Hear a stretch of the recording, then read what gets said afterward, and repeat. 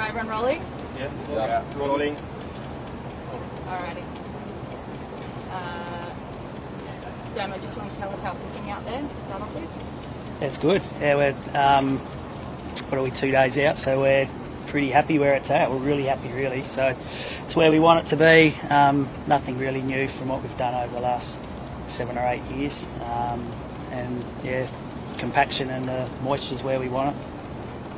Anything vastly different from the Shield game that was here a couple of weeks ago? And obviously that was a bit weather affected, but rep-wise? Not a lot. No, I suppose both Shield games, whether it's a red ball or the pink one, we're trying to replicate the Shield and the test preparation. So yeah, very similar, Andrew. Did you do anything different to that one from the previous pink ball pictures that we've done? Not really.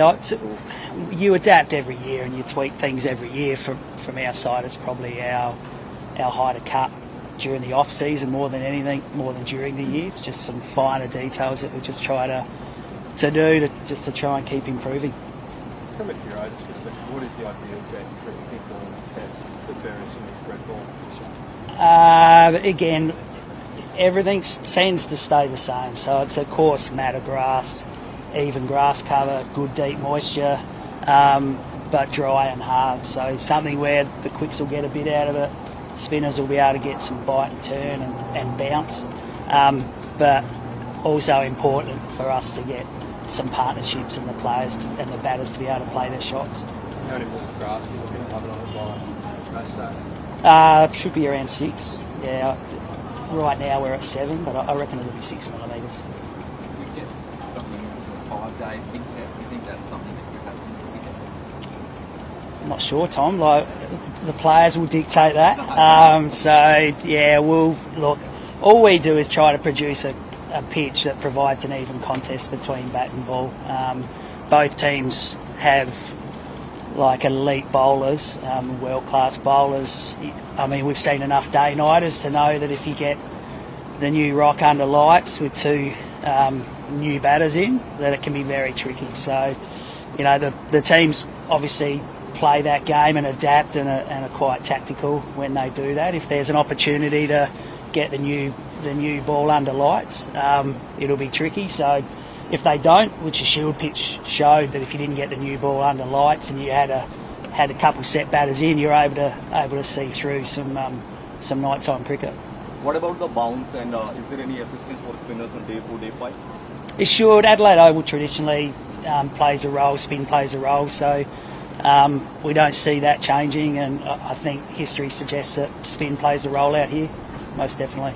Damien, there have been quite a few players saying in the last little while that the combination of Kookaburra ball changing a couple of years ago and then also feeling like there's a bit more grass on pitches around the country that it's not hard at the top of the batters. Like, what's your view on, I suppose, how the change of ball has affected things? I don't get caught up on the change of ball. So when you talk players, you probably mean batters. Yes.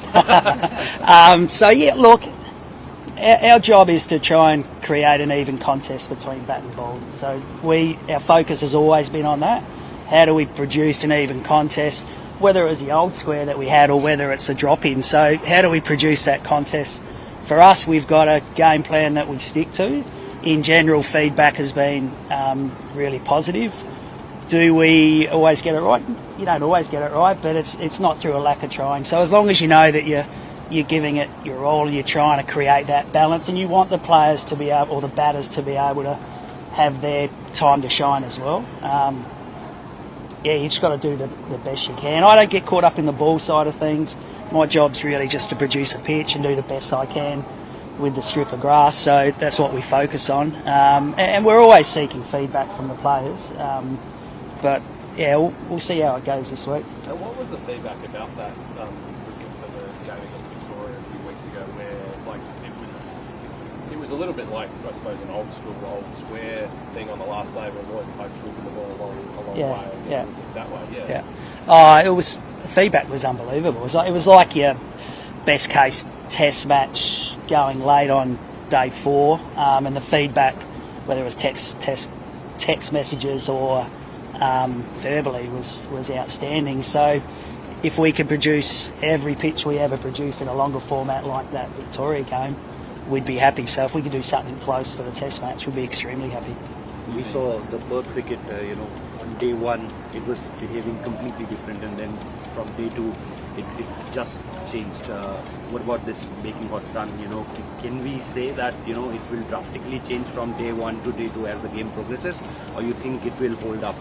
I'll never predict what is going to happen. You'll never hear me predict what I think will happen over the 5 days. Look, you don't want the pitch drastically changing. Do you want it to change? Of course you do. A test match, you should see it change throughout the course of the 4 or 5 days.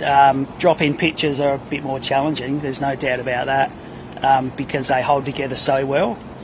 Traditionally in Adelaide, it should do enough with the new ball for the whole game, and it still should, grip into that grass and bounce and spin, so for the whole game.